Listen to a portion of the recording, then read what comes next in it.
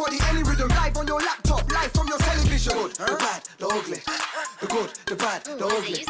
The good, the bad, the ugly. The good, the bad, the ugly. We're back. It's the good, the bad, the ugly.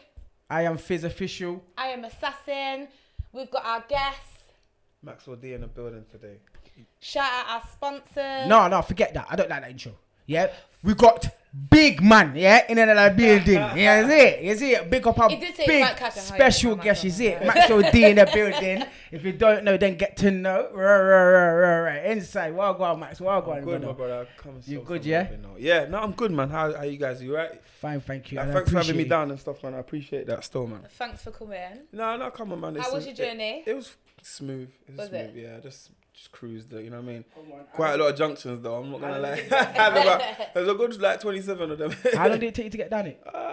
Just under 2 hours. That's about to say. Everyone always said, "Oh, it's 3 hour journey." Wait. Yeah, I don't care. I don't know what part of London you're coming from, mate. No, I do it. It's about it's how you drive, and I mean, don't drive too recklessly. You know, in the gaps, we make up for time.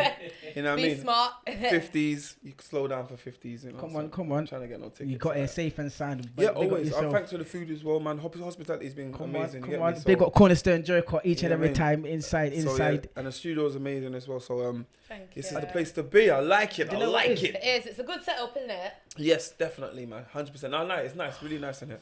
You don't know the thing already.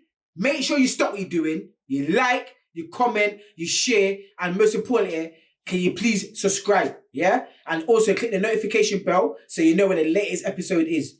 And also, we're on TikTok, so we're doing behind the scenes live, yeah? No bloopers.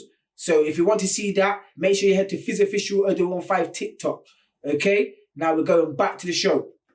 Big up Tax Free, our proud sponsors. Use our promo code GBU23. That's 20% off. Shout out Tax Free. Yeah, 20% off. And like I said, use our promo code GBU23. Run that up, people. And also, big up MSC Spice Studio. Our people, them in my family, is it for the hospitality, as Maxwell said, and also for the studio time. If you need them for studio musicians, you want to do podcasting, as you can see the GBUs here, hit them up, DM. Feel free. You know what I'm saying? We're A or not, and then we're there up top. But yeah, let's get back to it. Sorry about that, Max. Well gone, my brother. Let's get into it. So, first of all, can you just introduce yourself and tell us where did you get your influence? Where did you come from? Where do you come from? Yeah, where do you come from? For those that don't know. Heritage or ends? Both. So, heritage, ends, and then your influence of music. Just before you start there, we have young people watching as well. You might not, you're thinking, who's this?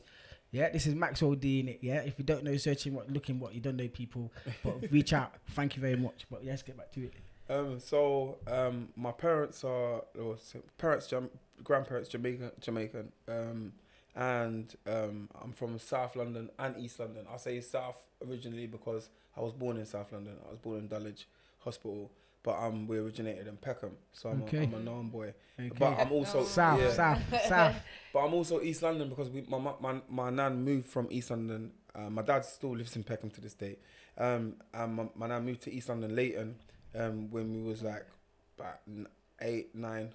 So I've just been going from like south to east most of my life. That's what I know. And then so Leighton, and then obviously Leytonstone, Walthamstow, Hackney, and then we venture out Tottenham. It's just so all that the whole. Can I just say, like with that, was there any crossover, like with London beef? I don't know how it works in London, but like, could you be from Leighton and Nam at the same time? Well, for me, it's funny because I think there wasn't many travellers like myself. I mean, people would go to their. It wouldn't be so. I mean, it wouldn't be so far stretched out. It might be your nan lived in Walthamstow, your dad's in Forest Gate. Yeah. I know them ones. Like like literally from south to east London was like a Star Trek thing. It's like millions of miles away. So not going there. For me, it was like being South London and East London. It was kind of crazy. Only till being from Nam and being from Leighton, it was like what you got now and the kids now. Where the postcodes and the gang, our area was like Ain't nobody ended up in Peckham. Like, unless I, like, literally, you know what I mean, was living around there. Yeah. Oh, Ain't nobody going Leighton. No, we're not gonna go over there. You wouldn't get no Peckham youth There's just no trickling crossover. down Yeah, into yeah. Leighton, It's and too like, far. it was just like, you know, the only place that anyone saw anything like that would be the big like jungle raves and that, or carnival. Where everyone's. That's the only time you're gonna have all that. Everyone's there. But me being a little rebel that I was at the time, I was always with my little gang in South, and then I'd be with my little gang in East. And then once upon a time, I actually stuck the both together and said, right, we're going to Notting Hill Carnival.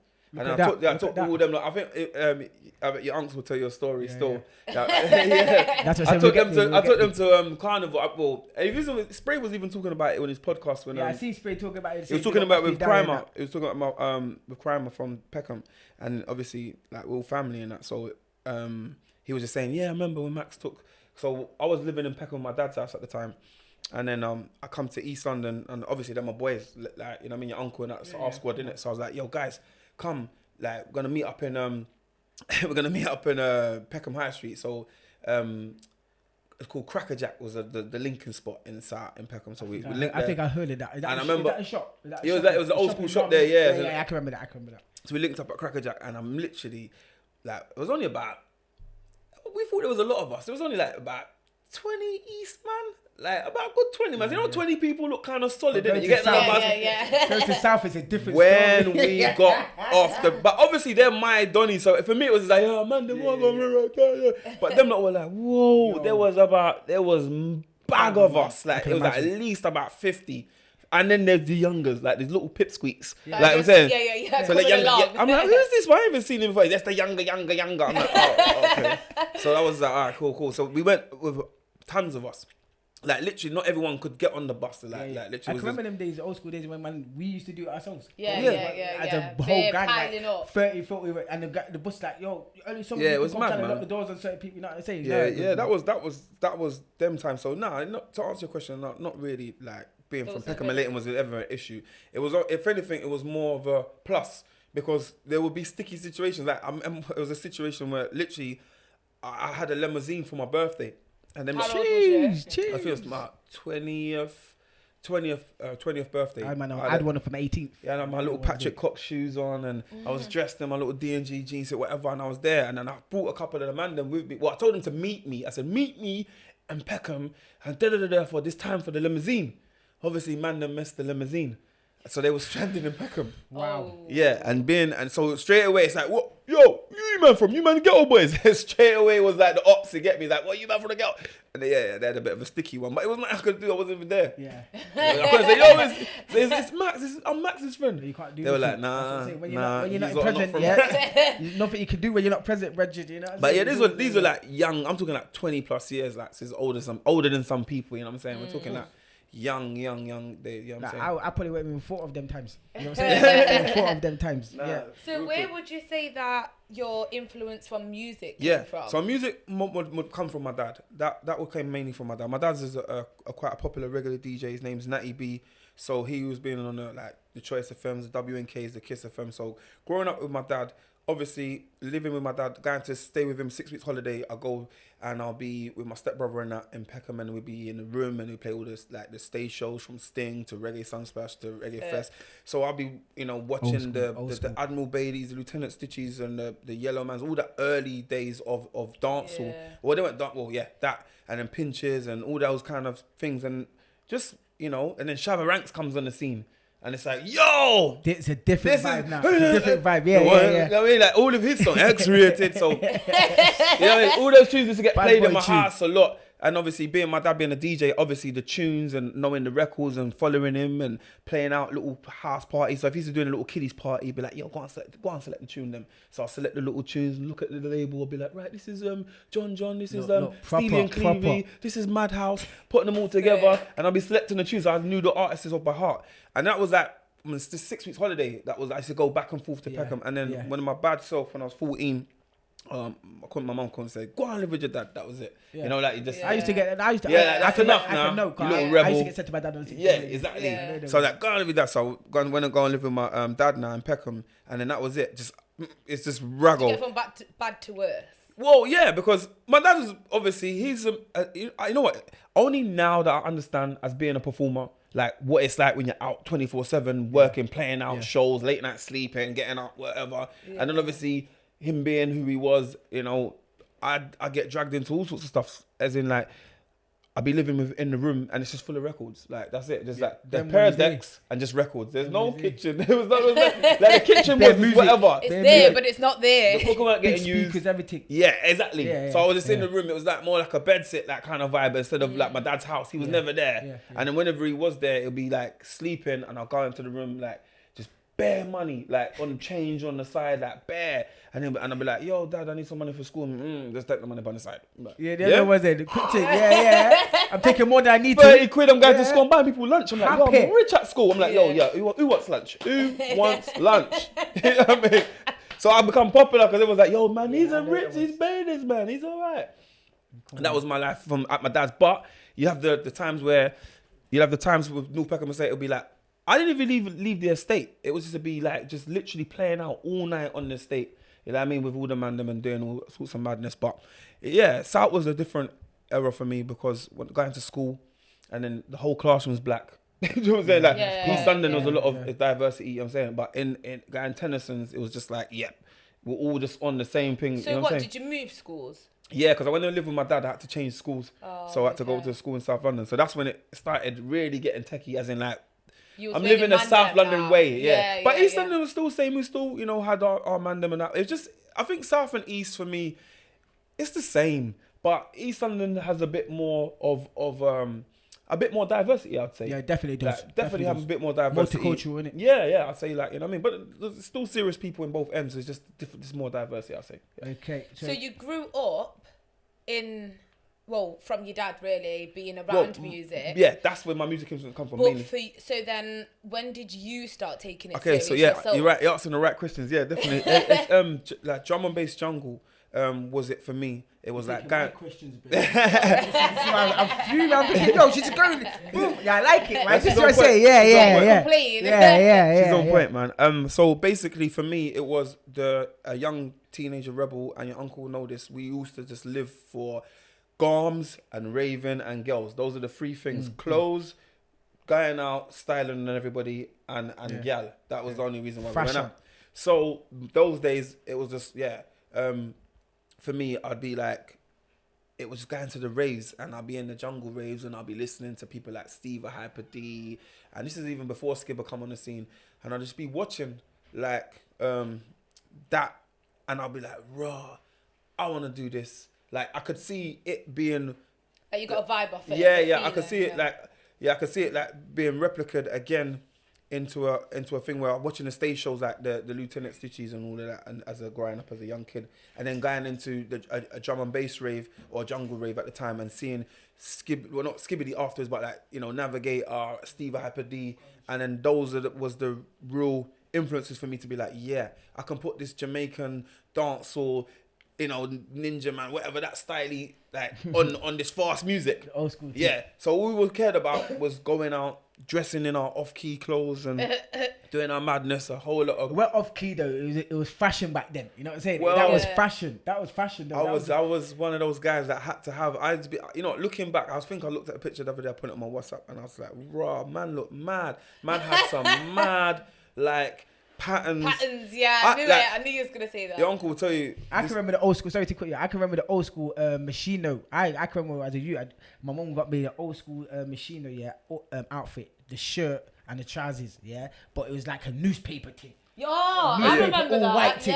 Yeah. I can remember as a little. I was like, yo. I'll tell you one thing. I think me and your uncle went to this cool school under 18s jungle rave at the time, and I had this waistcoat on. But this waistcoat was crazy because it had condoms on it. And it's Moschino, yes, life vest. And at the back it said life vest, and it glowed up. It said life vest. But I was walking in the dance, but obviously I'm a young kid, I'm like only 16, 17. Really deep in what's I'm just fashion in it. So I think I jacked it off my cousin. One of them, I saw it in his house. I'm like, yeah, man. And I'm realizing that, raw, there's a condoms. So when I'm walking in the dance, I'm like, yo, bro, me one of them. I was like, what you mean, bro? Like real condoms? There were real condoms. On the property. It's called the Moschino waistcoat's called Life Vest. You can Google it. You have to put it on the screen. Yeah, wow. Listen, I don't know if that was a one-off. Like, I got it from my cousin. I don't know if, I've never seen no one. I was the only man that had it. And man, then will remember it and be like, do you remember the waistcoat with the condoms? I'm like, yeah. Imagine that, though. Yeah, wow. Imagine. They need to bring that out now. Because bare people need to, kiss them. That would actually be a good safe sex kind of thing. sort of. Do a campaign, safe sex campaign. Like walking, that would actually show. I might have to just rip that design off now. I would never. No, but yeah, that for me, so that was my influence, like jungle and watching Steve Hyper D, the other MCs. That's what literally triggered me to want to become an MC at first. Like, literally, I want to do this. Yeah. So did you start doing like little one-away performance? Or Yeah, was it like bedroom? It's all started in the bedroom. Everything starts in the bedroom. You know what I'm saying? It all starts with you in the mirror, or singing along to other people's lyrics. And I always used to. I was basically like watching the yard artists and watching their performances. And at first, I wanted to be a DJ. To be fair, before that, even drum and bass I had like sound systems. We had had a sound system in East London called Power Love, and then I was a part of a sound system in South called King Melody. So it was like playing tunes, cutting dubs. My dad's, DJ. And it was only the jungle where I saw the MCs, and I was like, oh, actually, this is what I really want to do. Like, and then so I used to like write a couple little bars, and then we used to go to the little youth centers and spit a couple of lyrics. But it was always in the thing. And then at house parties. And that's when I reigned. That's when I become. But because I was on the street, bringing it lively to the party. It was like the rebel in me was like, oh, he's here. Oh, they're here. Or like, oh no, them lot are here. Oh, for crying out. You know what's going on. They know the saga. They know what's going on. Oh, they're gonna gas the rave. They're gonna do something. Yeah. But man, more time to be like. So when I come into the rave, when all us come together, to be like, yo, Max, spit. Come on, man, come on. So I'll spit and I'll do my little bars, and they go, ah. Can you remember any of them? Boy, I had one called like Street Life. I mean, Street Life, I get order, run order, something like that. I got bag of them. But yeah, like, that were like my anthems of a little young kid. They were like street little hooks and anthems. So if I go to different areas, even when I went to prison, like, I was in jail. I was a young. I was gonna get to that. Sorry, I'm going too fast. Even when I was in prison, they were like, yo, I swear you was on Cool FM. I swear you're blah, blah. Like, even that, as an early, young little 18-year-old, like, I was getting little bits of love, even, you know what I mean? Gosh, how long was you in prison for? No, we're not going there just yet. Whoa, no, you can ask, you can ask. No, basically, you're on the subject right now, so I want to go for it, innit? So, basically, at the age of 17, I saw that you entered, obviously, Cool FM competition. Oh, yeah, okay, it ties in with that. Okay. So I want to know how stay while I stay there. I want to know how did that come across? So, so it was a guy from my area. He's apparently he's a director now, and me and him, he was my DJ at the time. As in, like, his uncle owned a lot of the jungle raves, like, as in, like, Living Dream and stuff like that. Okay, he's the promoter. Yeah, his uncle was the promoter. So he used to have all the dubs as a young little teenager. He's like 2 years younger than me, so he was like real pick-me with the dubs and stuff. Yeah. So from there on, I used to go around his house after school and just like practice. And we got ourselves on Rinse FM, like, as the years got on, as in I was in college and stuff like that. I met Wiley and all them lot. And then we got on Rinse FM them days, and then he done a little documentary when he was like 13, and then he the links with his uncle and that. So obviously he got himself on Cool FM. Okay. And it left, man was just me. I was just on Rinse FM. It's just me, Wiley, Target, and they were like called the SS Crew. And so I was just with them doing jungle. And then, I remember Cool FM used to do the under 18s competition every little, the show that used to do, they support an under 18s, and you could go up and do an MC competition. Yeah. And I remember, but I was on road, innit? I was just coming in there, dripping, my machine jumper, I was coming in a little rude boy thing. You know what I mean? I come in there, I had the whole squad, I had Peckham over there, Eastman over there. So it was nice. I went and I was like, I'm gonna go and do this MC competition thing. But it was even a shock for me because it was like massive. Like, when you like I haven't really performed like at that time at that level of people or sea of people. So my little self, even just, I was a bit nervous. But then when I got up there and I done my first lyric, shut it down. I should have won from the first competition. But then this guy started singing and that, so we. It's always them singing guys. Yeah, his name's Ninja B as well. Big up Ninja B back in the day. Yeah, he just started this. And I was like, rah. The girl them were like, you get me? Like, yeah, we like, hey. So yeah. in the end, we joined. But that was the making of me, because it was like, I knew I was going on Cool FM after. I was like, you don't know, my DJ's already on there. You see me? your vision. Yeah, so obviously, like my friend at the time, he was just like saying to me, like, yo, gotta get Max on Cool FM. So I kind of was familiar with, I used to go to the record shops with him, to go to like Jungle Fever record shops. We'd always see Brocky. Kenny Ken used to live on the bottom of my road, like near my mum's house, and East of Haynot Road, like down there. So you used to have Kenny Ken used to live down there. Then you used to have, like, I used to go see like all the MCs. I see Shabba, knew him, like, just so. When they saw me up there, they were like, yeah, we know he's coming in it. And then I got on there. That's how I got on there. But don't get it twisted. We used to do like 9 o'clock in the morning, 9 to 11 on Cool FM. Like and I was only like 16, 17. Wow. So that was a dedication. Yeah, to get Sunday that morning, rice and peas morning. Man ain't doing that. Man ain't doing that for no. Like literally, like I'd be on the back of man's trick nuts. He'd be riding. I used to be on the back of his trick nuts. He's got his record. I got his record bag back, and we was going there just to get heard. Yeah. Like, and it's mad because like people coming in from raves, people coming in from all sorts. So the phone has to blow. So if the next DJ was late, we'd be happy. We'd be like, yo, we're going to 12 o'clock. We're feeling like 12 o'clock's prime time. Why not? Yeah, that's what everyone's locking in. Brocky and that are coming at 5. Like all the big boys, Brocky and all the main DJs were coming in later. So when I got on there, that was a big stepping stone for me. Okay, so with that being said, obviously you was young at that time and you was getting money. You was in the streets.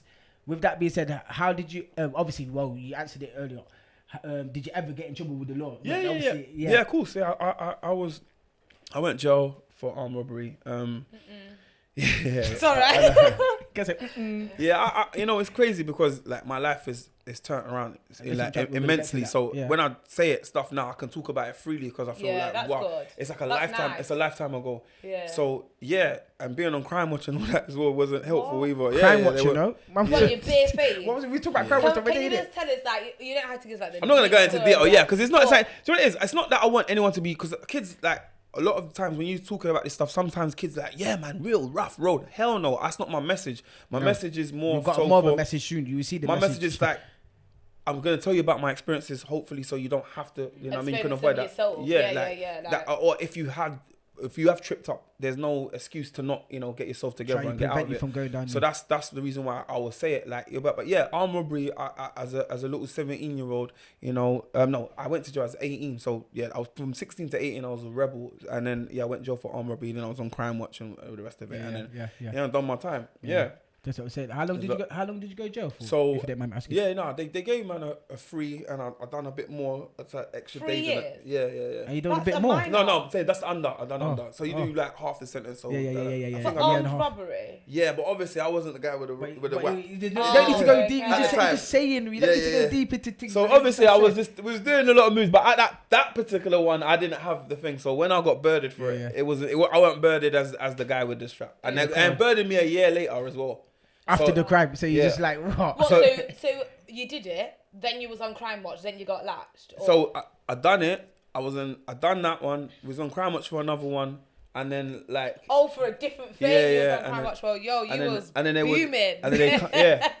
it was like rude boy. Then they come for us a year later. I was hot. I was like your uncle tell you. I was steaming hot. I was on this move. Make money. I was one of those. Out here in the streets. Yeah, proper rebel. I was rebel, man. Was that the only time that you went prison?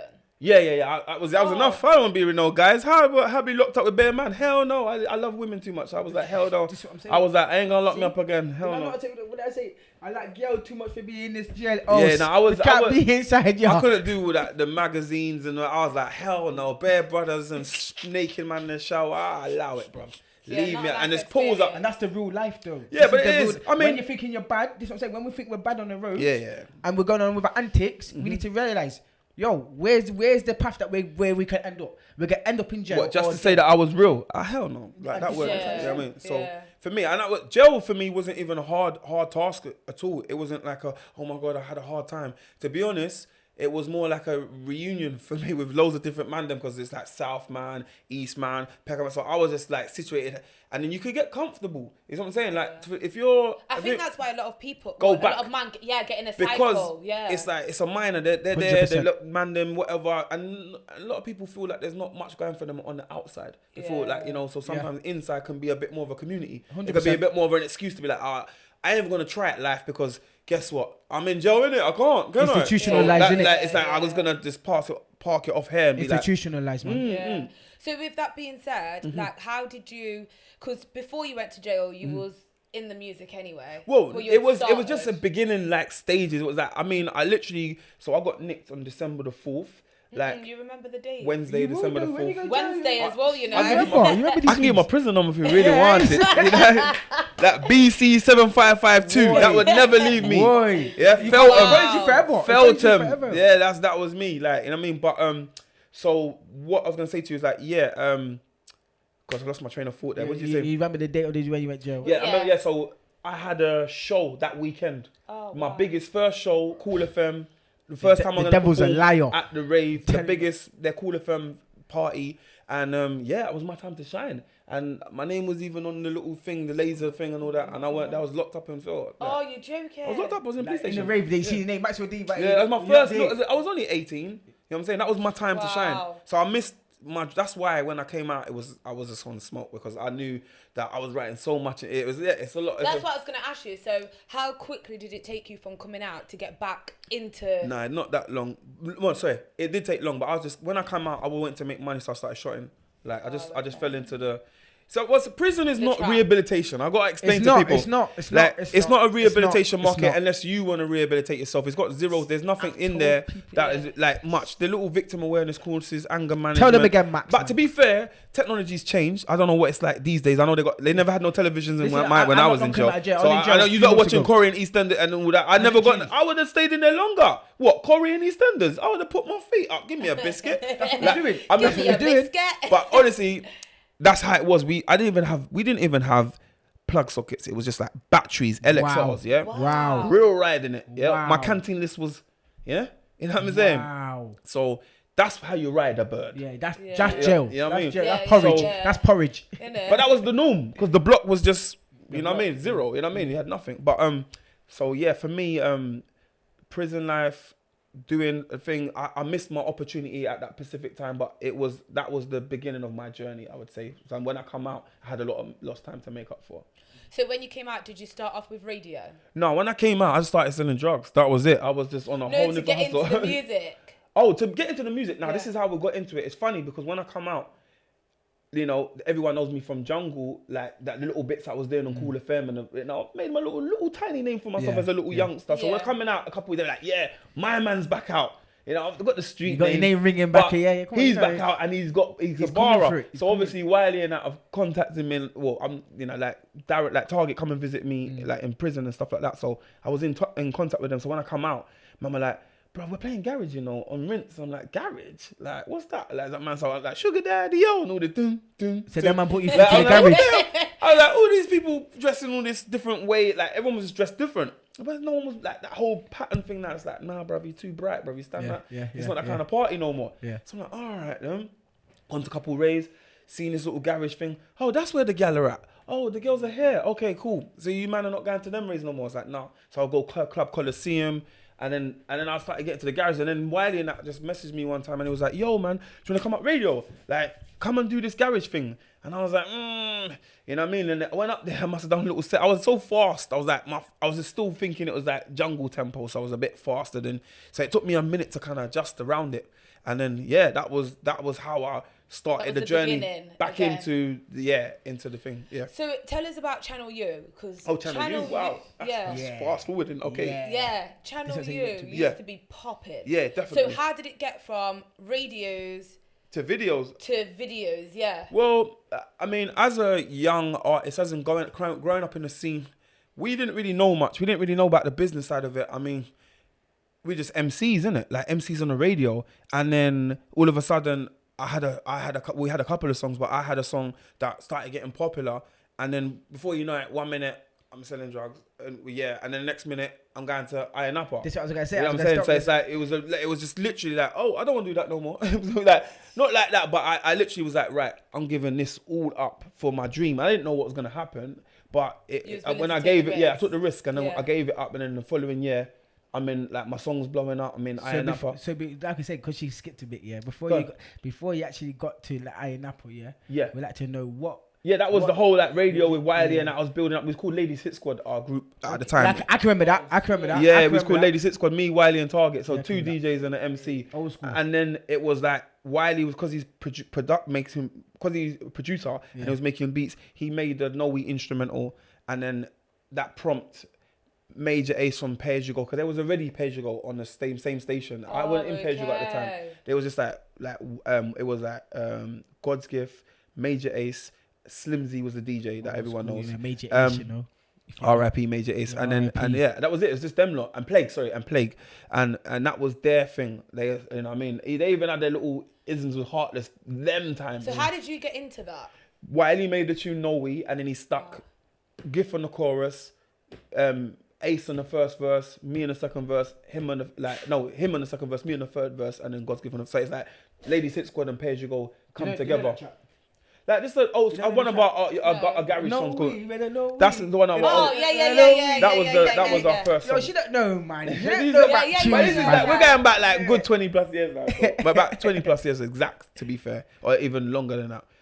But yeah, that was our first. That was what we started. We done that song and then played it a couple of times on the radio and then people started feeling it, and then I helped it get like to the next level. I took it to another man and said, look, a producer, and said to him, look, my brethren Wiley made this tune, like, and then it was like Wiley didn't want to give it to him at first, and then afterwards he come back and gave him No We, I Will Not Lose, and Terrible. You know what I'm saying? Gave those 3 singles, and then they put them out, and that's how they come about. That's how Roll Deep come about. It's just a whole nother thing. It's a story. It's the branch of the trees, man. Yeah, it's mad. Yeah. This is how we generated as friends, and then Roll Deep and Boy Better Know. So it's all crazy. Why you at it? Sorry, why you go for at it, man. There? What UK artists have you actually collabed with? Why is you coming up like? I mean, loads. I mean, all of them. Dizzy, from Dizzy, Asher D. I mean, all the man, everyone really. Dynamite. Well, me and Miss Dynamite done tune with Ludacris on it, Southern Hospitality remix. So that was on his album Chicken and Bear. It's mad. Proper things, you know. Yeah, like everyone really. I don't think there's all the ones of my generation. I'll say none. I mean, I work with enough of the young kids as well, but not of recent. But so I'd say most people. So was it a mad time to go from radio to visuals? Yeah, because music videos for me, I was used to watch Diddy in it and be like shiny suits, and I'd be like, yeah, I want my videos. Like obviously, so when you're getting into it, like when I first done Serious, I didn't know what the hell was going on. Like I was just like, yo, man, them bring your bikes. Everyone bring your own car. So everyone just brought their own stuff. There was no renting. There was bare man them like whatever's there. Bring what you got. Whatever's there. So the video was just us lot, motorbikes, whips, cars. You know what I mean? So for me, that was.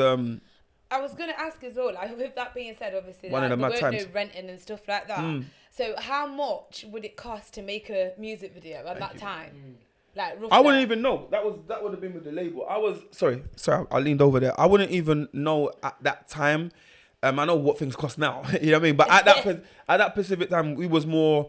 Like just a look, I was just a little guy. I was signed. I was like, "Yo, I got a little tune." Who was you signed to? So at the time, the track was signed to For Liberty, For Liberty Records, but it originally started with a label called Relentless. Not the Relentless, So Solid Relentless at the time. It was another Relentless, and they ended up losing their name.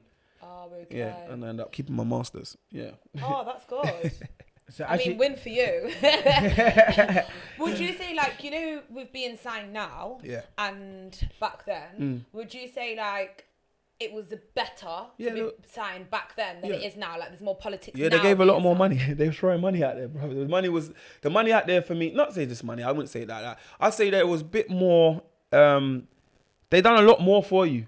Yeah. Like now. It was pushing you more. Yeah, you have to be. You might as well just be a label yourself before they even think about signing you. You know what I'm saying? Literally, you're doing what a label does. Everything. 100%. They're bougie now. They've got it. They got the pick of the bunch. Like, what's your number saying? Oh, nah, okay, no problem. But there's no interest in developing an artist. It's like, and then now they don't even care if the tune's whack. Not saying that it's always like that, but man are getting signed off 30 seconds. Yeah. 30 seconds.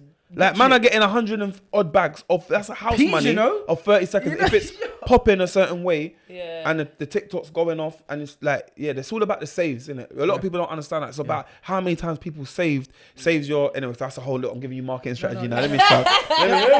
It's like people like back in the day, like when in your time, not in back in the day, but in your time when you was doing your music thing properly and you was actually trying to get yourself out there, you was doing it organically and doing everything. You know, like growing up yourself, like I got to put this one in. Like you was a part of it. You know what I'm saying? You got to put. We got up. We've done posters. We've done flyers. We went to radio. You buck a man face to face. What, you're not playing a tune, fam?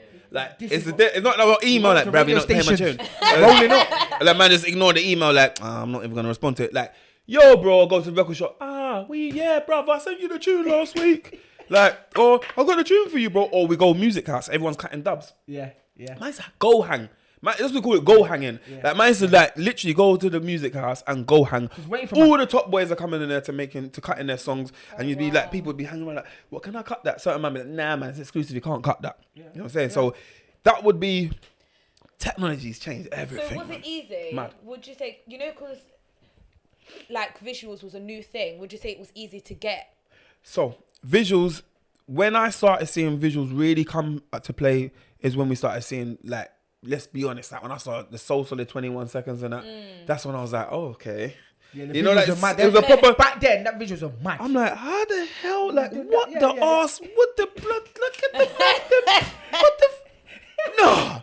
You know what I'm saying? Like, so that was, like, goals, you get me? It's like, okay, like, Oxide and the Tree, you know, them not Soul Solid had their run on the videos, I was like, so when it was our turn, for me, my first video was serious, that was just like me, Mandem, street. You know, great. But when time I got signed with Sony, I'm gonna get to the serious. And we done Champagne Dance.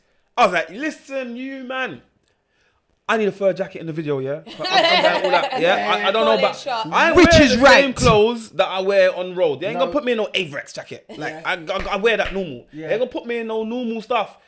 It's my time to shine. I need a fur jacket. I need 2 chicks on my arm. It's a Champagne Dance, isn't it? These guys, what you lot doing? I don't know what you lot want to do, but I'm going to pimp this shit out. So that was my turn to do it. I was like, yeah, I'm going to do it properly. So that's why, people like, why are you wearing a fur jacket? I'm like, bruv, I'm looking at magazines seeing Jermaine Dupri and Americans doing the mad normal. Yeah. So he was pushing levels. So we're trying to. When you're saying that, so what age and what song was it that got you actually out there? As you said Serious. So Serious was the first song, but it wasn't like, I mean, I had another garage song that really, I always sometimes forget this in interviews, but I was working with Ramsey and Fenn before because CKP broke his leg, and then his booking agent that I was just getting on the agency was called Sarah Extreme Talent. She called me one day, she's like, look, CKP broke his leg. Would you be able to fill in this 8-bar with Ramsey and Fenn? I'm like, Ramsey and Fenn, so I'm thinking, never want to let you go. I'm thinking like, you know, Love Bug, I'm thinking all those kind of tunes. I'm thinking, oh yeah. I'm gonna get Ramsey and Fenn. Yeah. So I went and done a tune with them. It's called Favorite Part of Me, and that was kind of schooled me to kind of like see the industry, and we, you know, it had a little like a promo deal with Sony or whatever they had. So I had a photo shoot, and so now by the time I got to Pay As You Go, it was so easy for me to lead. Because I was so used to the cameras. I was like, okay, if it was a TV show, I know when the camera's on, the red light will be on. So when we're taking pictures, they'll be like, right, take pictures. And I'll be like, snap, like some model, snap. You know the take. How comes like, yeah, just do it like him. Or them lot will be shy to talk. Like, so what do you think? I'll be like, right, yeah. So, you know what I mean? Because it was like, you just natural. Yeah, it was like, I had a good year before them lot had like come on the scene with it. So, yeah. So how did it feel seeing yourself for the first time on telly?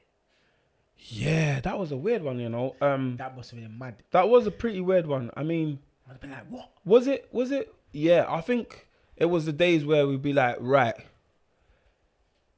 it's just be living on MTV base. That was it. It never changed. It wasn't going nowhere. It was like I gotta wait for myself. I know I'm coming soon.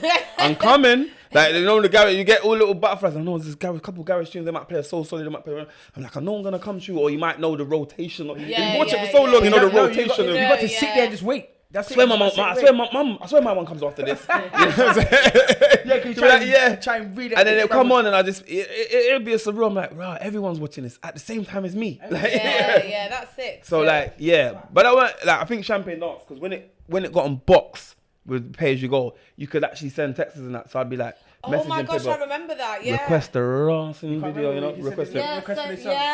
Yeah. So this is just before Channel U times, you get me? Yeah. But yeah, so Channel U days were more like DIY, do it yourself. Like, you know, when I was with Sony, for Champagne Dance and Serious, there was with the labels, it was like a label doing it for you. So you didn't really have much input as such. But when it was like Channel U days, everything was you come, man, them just pull up with your director, you know. Man, we be making scenes while we're in there. Like, no, actually, don't you think it'd be good if we just go over there and we just film that? Like, that's the kind of control we had Channel U days. Yeah. So with that, what artist would you say helped you the most, if any? Or was it more, it was all starting kind of at the same time, so you're all moving together? I think for me, I would say breaks were like, you know, the under 18s competition, like people like Shabba and Brocky giving me a little shine over there. I think Ramsey and Fen giving me a shine over there. In the garage thing, I'd say a couple of people from my area, like a guy called Carl D. He, you know, we helped me with the serious stuff as well. Yeah, I mean, I think there's a few different people that had, but ultimately, I say for me, it would always be my determination, you know, preservation. I mean, I definitely say my, you know, like my determination and that what I wanted to achieve. I really wanted to become somebody and become something in my life. Yeah. So I feel like the talent spoke for itself at the time more than anything, because everybody was on me instead of me like looking for people. So with all of that, what opportunities, like with your journey, what opportunities presented to you after that to where you've got to where you are now? Wow, opportunities, loads, traveling around the world, working with kids, flipping, giving talks in the Houses of Parliament, David Cameron, strengthening families. I mean, from, you know, doing a song for Barack Obama's campaign, you know, when he's coming presidency, for like TV, like songs in being a movie such as Ted and, you know, all other Netflix movies as well. Trust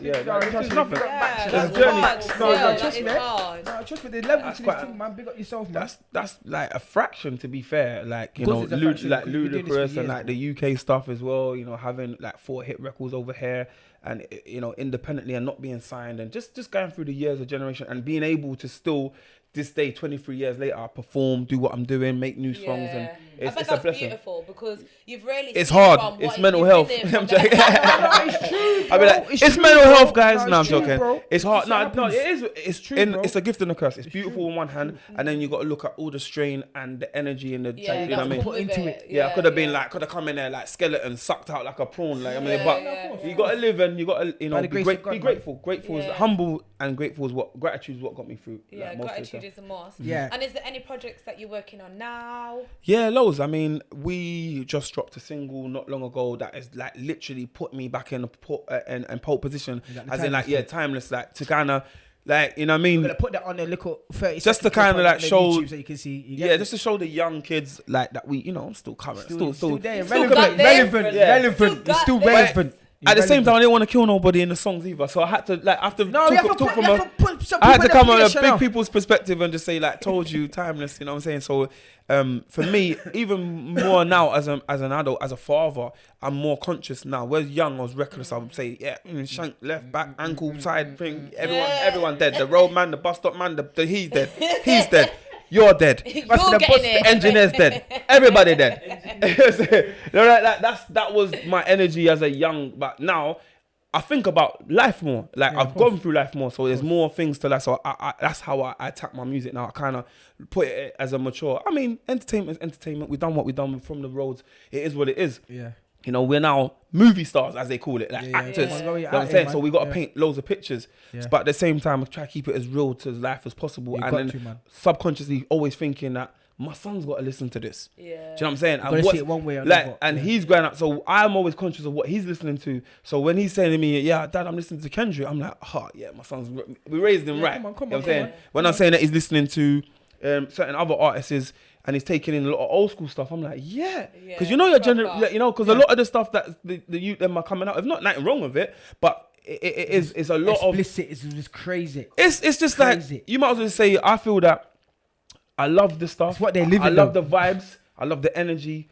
I just think that we need to paint more pictures with it. Like, it's okay. Be like, more creative. There's horror films, isn't there? Yeah. There's gangster films. You know what I'm very saying? different There's types. love songs. You know what I'm saying? There's love songs. There's love films. You know what I mean? Yeah. So why music should always be a paintbrush thing? They should be, okay, that's the gangster paintbrush. Let me put that down. Let me go and paint some love songs right now. Let me go put that down. Let me go do an action. Be versatile with it. And that's what it is, I think. But it is very easy to say negative stuff. You know, it's like cussing. It's so natural. Fuck off, whatever. Bomb, whatever. So it's easy to put these words together like, yeah, I'll shank you. He's dead. What, man get bust out. Yeah, his face. It's easy to just put that together. When you got to start talking about life and it gets vulnerable. 100%. Oh, I don't want to say that. Man might try to judge me. If I can't tell him about my mum used to smoke food. So that's why a lot of the real rappers, they're getting real love because they're talking from the heart. So a lot of these kids, they're shy away from that. They're like, nah, man, I'm a bad man. What do you mean? Lick down everybody on the high road. Yeah, but not saying bad clothes on. But you don't want to talk about, well, you licking down everybody on the high road, but mum's a crackhead, dad's on heroin. Hard shit. Like, it's poverty, poverty driven. So you can talk about those experiences and people won't judge you. Remember, like, we're trying to get you off the mud. Like, music's to get you out of the mud. It's not make you to sit in it and kingpin in it. 100%. Yeah, so 100%. There's a lot of fabricated things going on out here, and sometimes it's very hard to kind of like decipher it. It's like really hard to kind of decode it and see what's real and how do we, you know, because that's what makes people money. So that, you ain't gonna ever get it fought down because the world is built like that. You know what I'm saying? It's good, there's bad. It's never gonna go. It's always gonna be here, next generation after next generation, until mankind sorts itself out. It's always gonna be negative songs, positive songs. It's just life. 100%. Yeah. Record companies know what they do. They make money. You know, they know what they're doing. They know what they're signing. They know what they're going for. You know what I'm saying? It's one of them. Is there any artists, before we wrap it, is there any artists that stand out to you at the minute? Yeah, there's quite a few, man. I love a lot of the real rap. I love I feel, what's his name? The Paper, was it?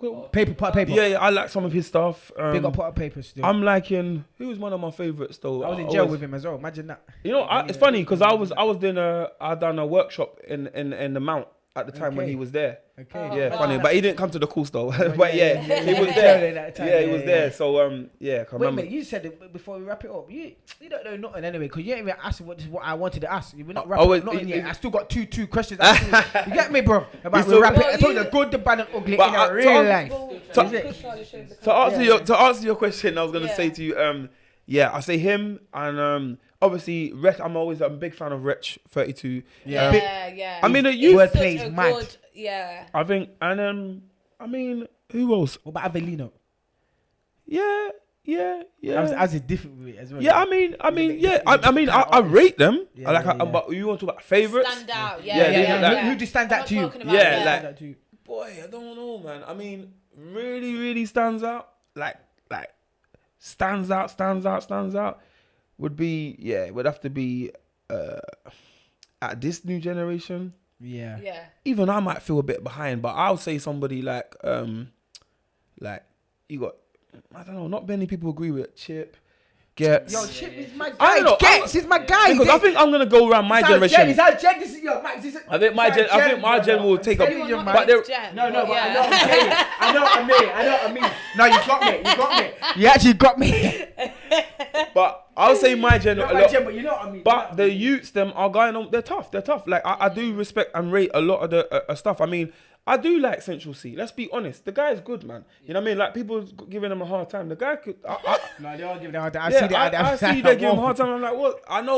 I understand. This is come up in it. I understand the industry plant thing. I know how it works. I get it. But you can't not talent. Talent is talent. Central C is he's doing things all over. I just like the kid. I think what they're doing with him is smart. I done a cover to one of his songs. What's that? The one with in his bag.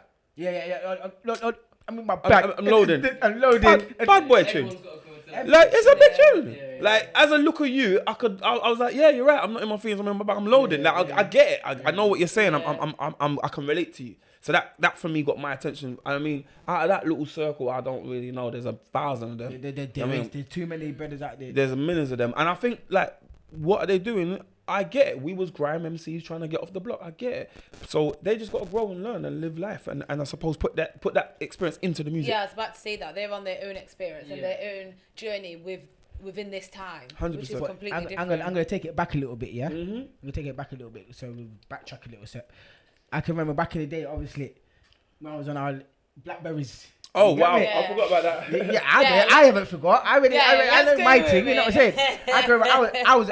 You see, Blackberry days. Yeah, it was the mad days. Them days were the mad days. So I would like to know how that tune Blackberry Hype came across. You know what I'm saying? Bad credit, bro. And I got credit, and I just got gassed. That tune to this day, if that comes in the club, what are you? Blackberry. Yeah, it's still going on. So, I still perform it. It's mad. It's mad. Do you? It's hard. Yeah, yeah. That is hilarious. Yeah. Because what it is, I think for me at that time, it was. So there was two scenarios to that little point there. So I was always like talking to my friend in LA. So, you know, you'd be always chatting to man abroad or whatever. Yeah. And it would be mad. I'd be like, house phone, waiting for a certain time. You know what I mean? So, the time difference. For long distance calls, you know, I weren't phoning off my mobile. Hell no. Hell no. And these Blackberries or whatever, my friend at the time, he goes to me, oh, see the new Blackberries that have come out? And I was like, wow. He's like, oh, Blackberry mode. It's like, so at the time I was on Facebook a lot. I was doing a lot of my Facebook promotion, sending out my little send space links. You know what I mean? Yeah, it's like Facebook, sending out my links and that tunes and that MySpace. And I was doing my little thing. And he was like, so when he told me about the phone, he was like, bro, the phone's like a little mini office. You can send out your stuff, your emails and this and that. I was like, huh? What do you mean? He's like, yeah, bro, go and check it out. So I went to this phone shop. This time I can't get no phone or no credit, no, bro. My credit was bad, bro. I don't know. I must have sucked the system. You didn't have no credit, basically. I was bad at the time. In real life. After all the years of living in a certain lifestyle, you know, the credit was... A lot of men don't have credit to this day. At that particular time, my credit was pop. And then I never forget, so he told me about this phone. So I went to the phone shop, you know, just phone shopping, like, you know, window shopping at the phone, looking at this thing, seeing the curve, seeing this one. Oh, okay, cool. So then I remember kept on going to his house. I'm like, yo, bro. No, that's what happened. My neighbor at the time worked in T-Mobile. Yeah. So I had the link. Yeah, the link. So when he's telling me about the phone, I was like, yo, Marcus. I was like, yo, boom. He's like, come to the shop on Saturday. And this time I'm thinking, I'm not gonna get. You gonna try and put me through though? He goes, I can only run you through the system. No, you can't do little ones and twos. I was hoping to. Know. But anyways, done that now. So I'm in the shop waiting, twiddling my phone, thinking I ain't gonna get it. It's gonna be a par. And he's like, yeah, you got it. I was like, what? He said, yeah, it's come through. You know, they come to sign the thing. Yeah. He said, yeah, just sign here. So I'm signing it now, and I just remember the box coming to me. I'm like, I didn't pay for this. You know them was it? Like, brand new box Blackberry. I was like, I ain't paying for this. It's like a little monthly fee. Yeah. Open it. I said, I'm gassed. So straight away I went to my friend's house. I said, yo, fam, I'm on a Blackberry Hype, you know. Next day I come to his house. I was like, yo, bro, email, text me. I'm on a Blackberry Hype. So everything was the slogans. I was like, yo, man, them want to chat on a Blackberry Hype. So that's just how it kept on forming. Okay. And then till I don't know. I must have been out one time, heard this beat. Dun, dun, dun, dun, and it just kept on mashing up all these funky raves. I was like going to these little funky dancers here, like the instrumental just yeah. I was like, wow, this rhythm stink. But as I said at the time of Facebook, I was just doing loads of stuff on Facebook, jumping on a lot of funky instrumentals and just sending them out to the DJs for free. And I remember I was in a studio and I said that I'm gonna do a freestyle today. And I literally said that I was gonna do a freestyle today. I was going through on my computer. What instrumentals have I got? Oh, little silver. Okay, cool. Let me tap that one in. Loaded it in the system. Pressed it, one take. Just one take. Oh, so that whole thing's just one take? One take. Wow. No clips, no take. Wow. One take. All one take. I wrote it from beginning to, I wrote it for about 3.5 minutes. Like, it was just like, it goes, I'm a Facebook crew. Because I was just thinking of all the things I was doing. All the things I was doing. Are you not? Because we was having this war, because when I got the Blackberries, I was cussing my brethren. I was like, yeah, iPhone. Remember, I was one of them.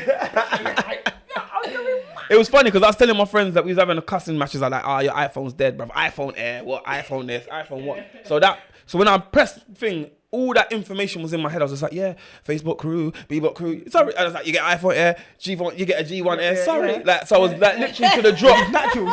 I was like, check it, one take. And literally it was one take. I'm on a Blackberry Hype, and then all the rest of it was just like constructed like little bars I had. I had in my head already. You get me? I'm like, and it just that was it. And I remember the same guy that I was telling you that done the I was like when I was younger.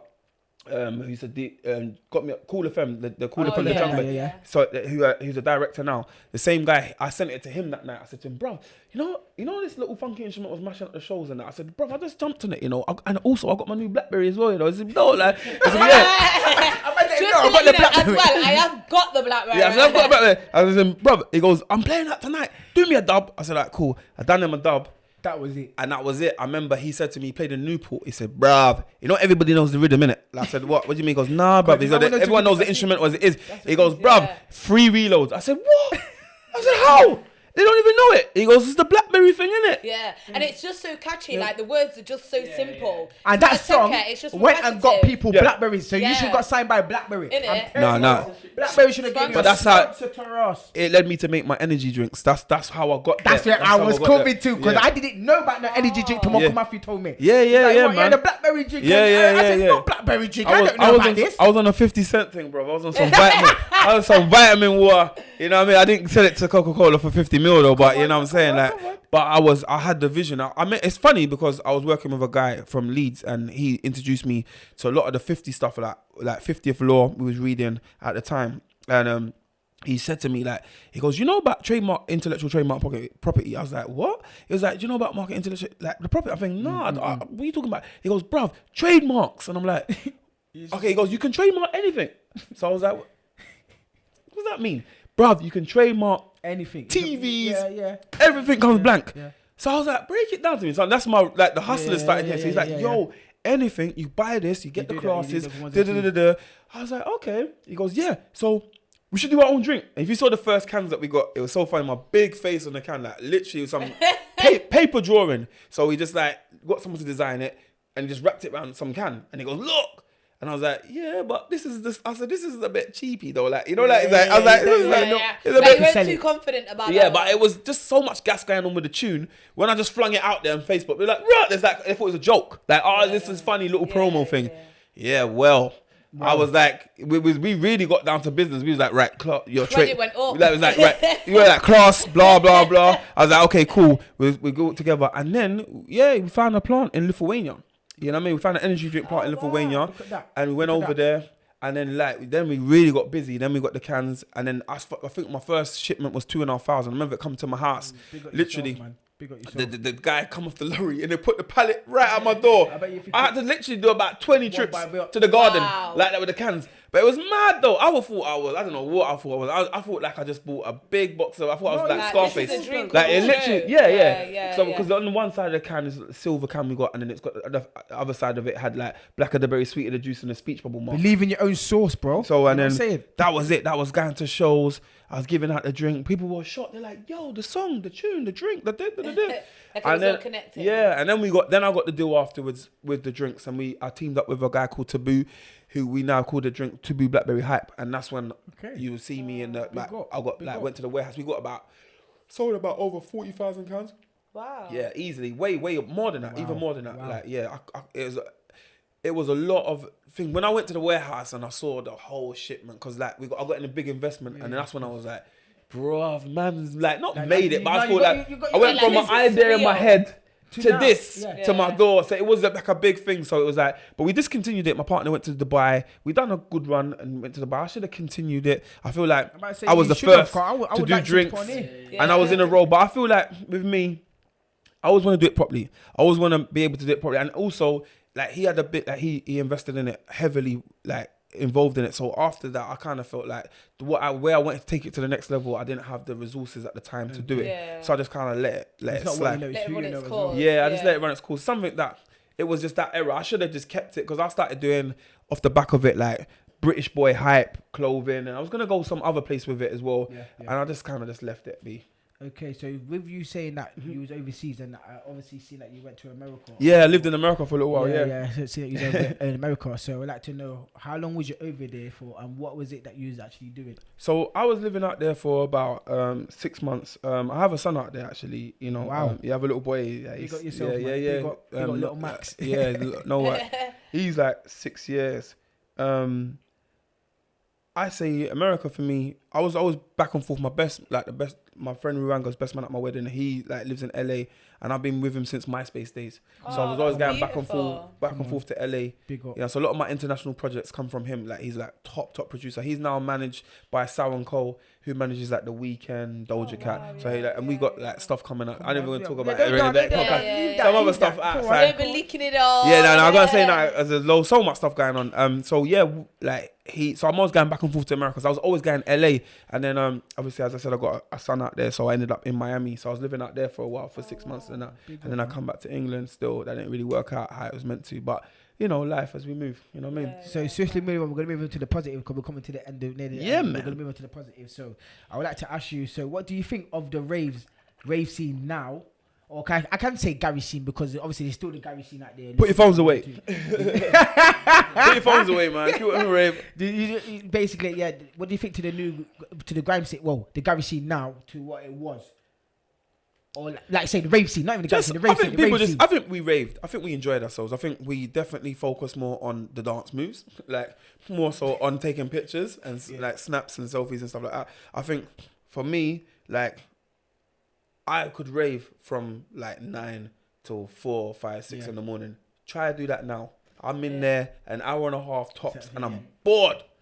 Like I'm bored. Like literally, like I hear a good set, and it's very rare that I could be in a club for that long now. For a whole night, yeah, for a whole evening. Nah. 100%. I'll get bored. There's got to be certain selectors who've got to be playing certain tunes because I don't want to be hearing It's funny because like now the stuff that my parents used to listen to, when that comes on in the dance, I could be there all night. I can rave now. I can rave to my parents' tunes.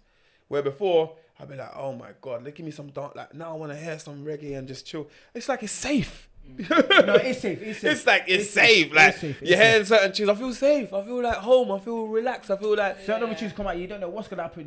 Like when I hear certain music in certain clubs, I'm like, oh, here we go. Like it's gonna get gassed. You know what I'm saying? Yeah. You know what happens. You know what I mean? But yeah, I feel that the raving back then. I'm always gonna say back then, ain't I? Because I was younger. You know what I mean? I was living in my prime. You know what I mean? So it doesn't raving not have the same meaning to me these days.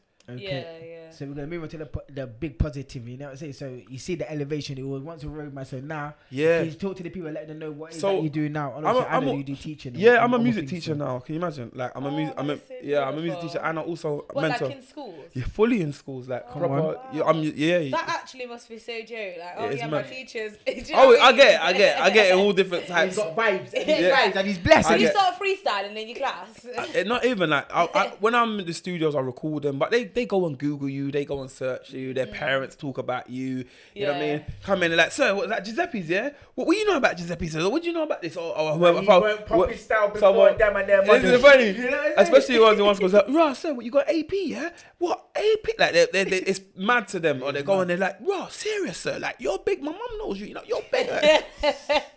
It's true. So it's mad, and every school I go to, wherever it is in England, that's the same, someone in there, even the teachers, they're like, wait a minute. Like, you look like, sir, can I have a word with you? Like, you look like this guy I know called Maxwell. I say, it's me. It is me. I look like him because it's me. They hear my first name, so they're like, I wasn't sure. Like, I'm like, yeah, nah, it's me. This is something that I do as well. You know what I mean? Obviously for me, I looked at my son. Every year he gets older, I always look at him and I think, okay, he's got to live in this world. Okay, so what can I do to make his life, you know, I mean, what can I do in this world before I leave this earth? Yeah. Like, what can I do to make it really positive and, you know, give them some guidance and, you know, in this world. So he's got to grow up in that. So I need to think about what I'm adding to this world before I'm leaving it, because he's got to grow up in it. So there's no point me dishing out dirt and this, you know, going on a madness 100%. Because he's got to see that. And obviously he's going to learn from me as well. So that gives you that responsibility of like, you know what, actually, what can I do to help the new generation? And it was for me was to set up a mentoring company and a workshop. Big up yourself, man. Sorry, I'm getting blocked up. That's cool, man. Big up yourself for the young gens. So basically, I started a workshop. And I started delivering in prisons, university, and colleges. And then I just started really tapping into the schools and that. And so, you know, I'll go in there, I'll do some bit of, you know, music teaching or behavior consulting, whatever it is. I'm always in the schools. You know, I love it. I mean, they're faced in the ass, but I'm saying, you get me? But I love when it. you're talking to some of the kids, don't you like, when you actually tell them, like, listen, yeah, I used to be just like it's different. Bro. It's different. They'll tell you about. Hearing it though, innit? They'll tell you about some different. Now you're the teacher now, so you can't be telling me about you was raving. I don't believe you. Yeah, I don't even try to get into it them like, because a lot of them, when you start talking like that, they sit down like camping at the fire, like, oh, this is like camping. Let's tell me more. What did you? Oh, you done it. It's okay if I had to do it. No, but that's what I'm saying. But I think like you should, like you said, because you were cut off. I feel like you should make that and turn that into a positive by let's say No, you do. Yeah, but I do touch on it.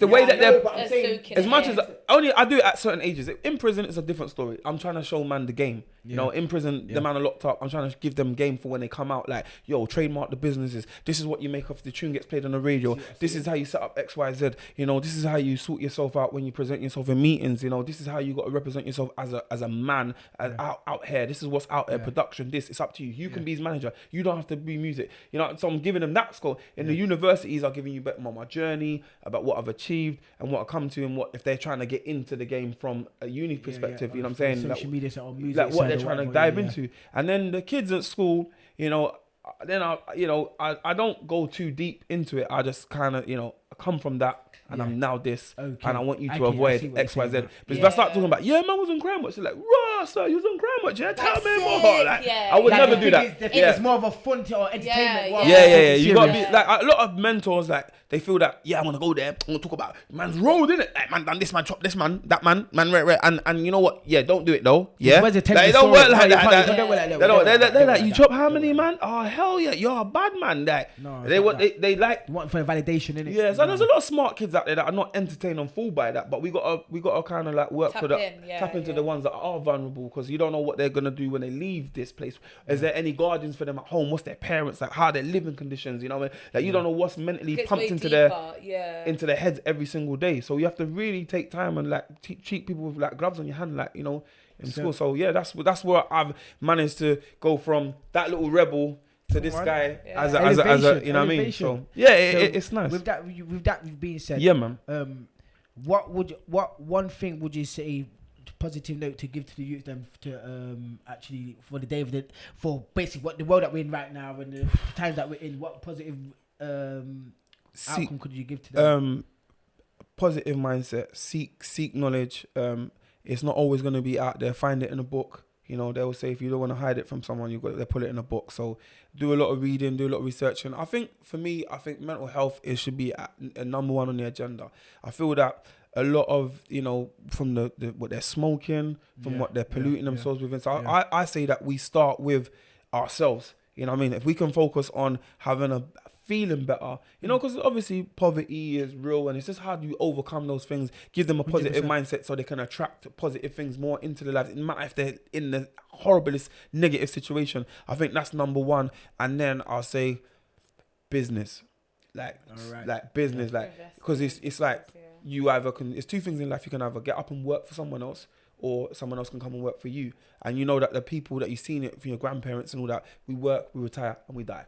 100%. Like, is that the life you really want for yourself, or do you want to be able to pass a legacy on for your children? It's okay to work. I dive into the schools and I do whatever, but I'm also other stuff as well. So that's what I will always say to the kids, and that is to kind of like look about ownership. Ownership is everything. Yeah. You know, whether you own your house, own your car, whatever it is, ownership is the best thing. Of certain things like owning a car, like you spend 40 bags on a car, waste no money. You know what I'm saying? Like, so it's some things that you got to know what you're doing. Yeah. But other than that, that's my advice, to just kind of like look after yourself. You know, because there's the kids, do they do like self-help books? Do they meditate? Like, what do these kids like? I mean, not saying this is the younger generation.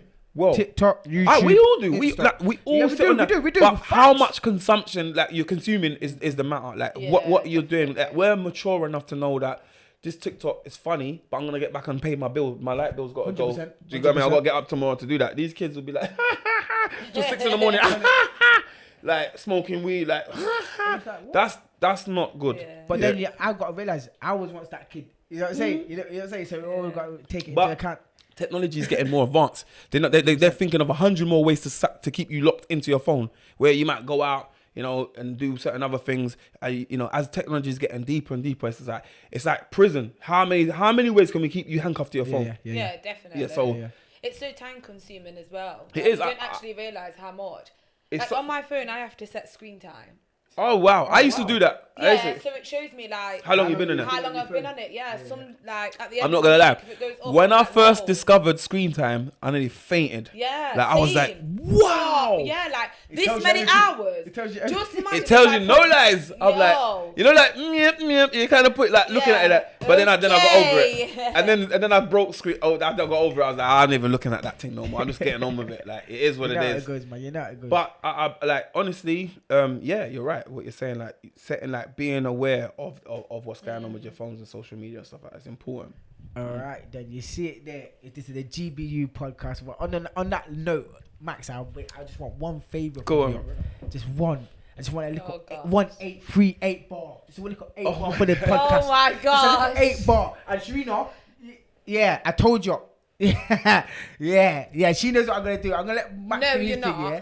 I told Sharina I'm gonna put her on the mark. Oh, is she gonna do freestyle? I told Sharina I'm gonna do something to her. Yeah.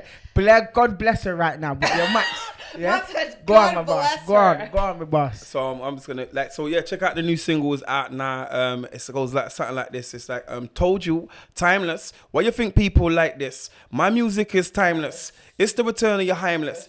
Told you, timeless. I can't hear them jokers. And? They can't afford my focus. My music is priceless. Yeah, your boy MD in the building. Check it out, people. Timeless, yeah. We'll put it up on the YouTube video. You can see it, and then you get me. Make sure you go and like and subscribe. Yeah, man. Check out Timeless Remixes EP. Check me out on Instagram, official Maxwell D1. Check out. There's a whole lot of new projects coming out as well.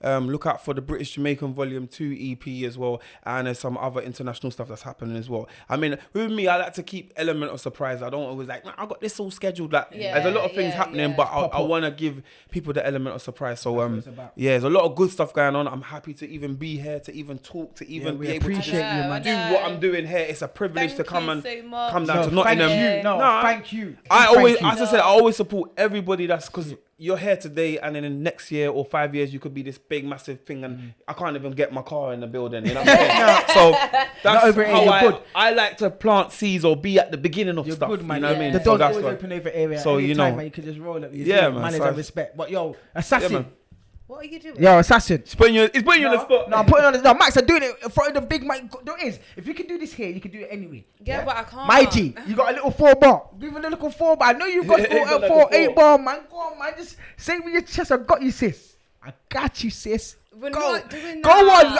I know you got it, man. Just go on. Actually, you know what? Okay, cool. We're gonna leave it there. And I'm gonna send you something, Charlie, yeah? And make sure you put it up, yeah? make sure you put the first 5-10 seconds up, yeah?